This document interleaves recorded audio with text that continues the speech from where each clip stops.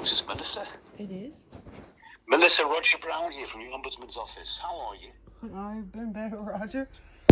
Yeah, I can see. What's going on there then with Remember years ago when we chatted? Yeah, I do very well. Nothing's changed. It's gotten worse and worse and worse and worse and worse. So I've made the decision to apply for aid because I can't see my situation getting any better with workers' comp or anyone else for that matter, because from what I'm hearing, a lot of other people are taking the maid route as well. So workers' comp has become a huge problem in this province. So, what is the state of where everything is now with workers' comp? I'm going to ask you to go through everything again, I'm afraid. That's okay. You mean for me or just in general? Like, in the grand old scheme of things, or just in my situation? I'm helping other people too, so like... Okay, stick with me then. Okay, well stick with me because that's where things get confusing. Okay, great. Well, I mean, I had a couple of work injuries, and they were pretty much poo-pooed and ignored.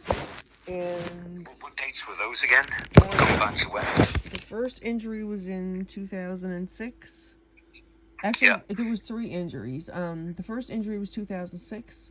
The second injury, I believe, was around 2009, and then I was sent back to work too early, and then because of... I had an ankle injury and couldn't support myself, so because I was sent back too early, I was assaulted by an inmate because I couldn't defend myself because I couldn't plant my foot. Yeah. So that's how that all happened, and from there on, it's been... after the last injury, there was an email sent out by the union which basically said this injury never should have happened. It was the employer's fault. There was a whole bunch of stuff, and due to that, I ended up being drug into I was subpoenaed to testify at some kind of a safety... It was an official sit-down 3-day thing, a safety tribunal, because Corrections Canada had said that no one was ever injured on that unit. And my sheer existence proved them to be a liar, because that's where I got injured. Yeah. Was that a tribunal recently, was it? It was, yes. When was that? That was back in 2013, and my employer said that if I testified at this tribunal, that they would turn my workers' comp claim into a witch hunt. Okay, so what is the most... What is your complaint that's with workers' comp? They're not listening. The medical advisors, if I can... That's about the most polite word I can get for them. Yeah. They're stating that the doctors in the community are incompetent and don't know what they're talking about. And I have that in writing. So, and considering we just went through one of the worst pandemics right now, or like as a nurse, I've never seen the province in such a state healthcare wise. And an insurance company has the gall to say that the doctors in the community don't know what they're talking about. So I guess my angle is that should the community be concerned? I think the community should be concerned, but in my case, they're just not listening to anything my doctors say. My case manager put it best. So you dispute then that the medical advisors at WCB, they disagree with everything. Your doctor? Everything. They disagree with every doctor. My doctor, every doctor, and I have it in writing too from my case manager that she brings it to the medical advisor for consultation, but she has the final say. And my case manager is not a very nice lady. Who's your case manager? Anastasia, and I can't pronounce her last name. And in order for me to have, like, if I get a medication prescribed by a doctor, for that to be approved, like I need it, there's a process for that. You know what that is. But Yeah. if that medication say is denied, then I need a letter in writing from workers' compensation in order to appeal that, correct? Mm-hmm. Why is it taking me 9 months to get those letters? It's taken me over 9 months to get a denial letter so I can appeal it for pain medication. Like, I was diagnosed with failure to thrive in 2019, and they don't even accept that diagnosis. I don't even, people don't even know how I'm still alive, Roger. It's sheer determination, grit, gut, I don't know. But I should not, by all accounts, I should not even be alive today. And when I told my case manager that I was applying for MAID, she said, respectfully, this has nothing to do with your claims. And it has everything to do with my claims.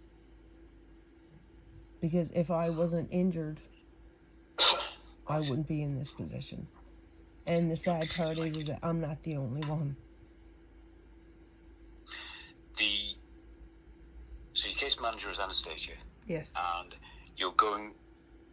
So most of these, if not all of them, will be related to tribunals.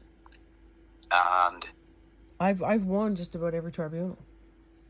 They just refuse to follow through. Like, for example, in 2014, I was awarded meal replacements because my BMI. Right now, I'm 5'9", I weigh 102 pounds. So like they were ordered for a reason. Now, back in 2015, they were ordered. They were won in a tribunal. Okay, meal replacements. But because they stuck on the word liquid, because I was on the liquid meal replacements daily for almost 10 years, my body just couldn't take them anymore. So when my doctors and all my doctors said, okay, she's got to get off the liquid meal replacements. We need to get her on something, another form of meal replacements. They said, no, we only provide liquid. That's it. And that's been a 2-year fight now. So it's the semantics, Roger. It's the semantics, the lies and the semantics that are the worst.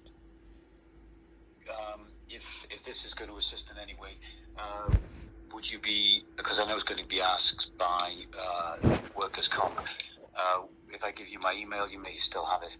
Would you allow me to them to share any information that they have with yourself, with me? Absolutely. Regarding where you are in the process? I will do you one better. I will go into the portal myself and add you to my list of people that they can talk to.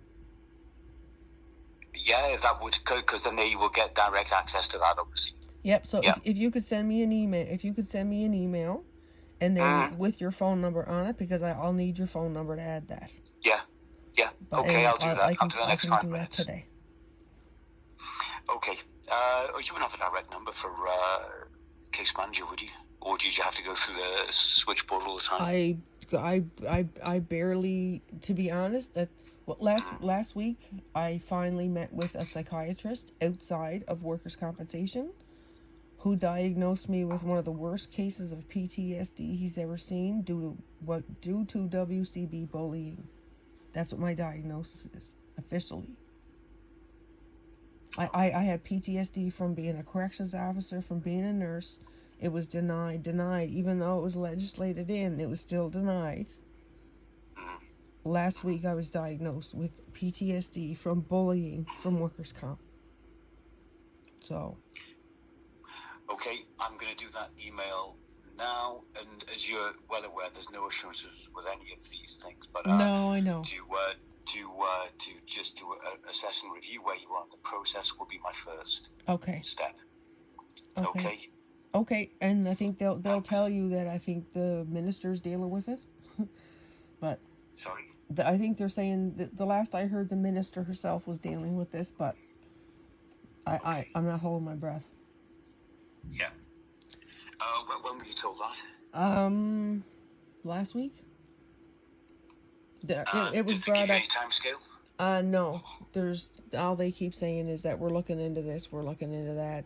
We're gonna put a committee together to look into this. I went to my MLA and he didn't do anything, so I went to the the labor critic, and she brought it up at the legislature on January. You're specific. Yes, she did. On when? Which date? On January 6th, I think it's 3 hours, 22 minutes in, you'll find Kendra. Yeah. On January 6th, so you'll find her talking about this there. So this was mentioned. This was brought up for more than a month ago. More than a month ago. Right, I'm going to get an email off to you and go from there. Thank you. Okay, thank you. Okay, bye-bye. Bye-bye.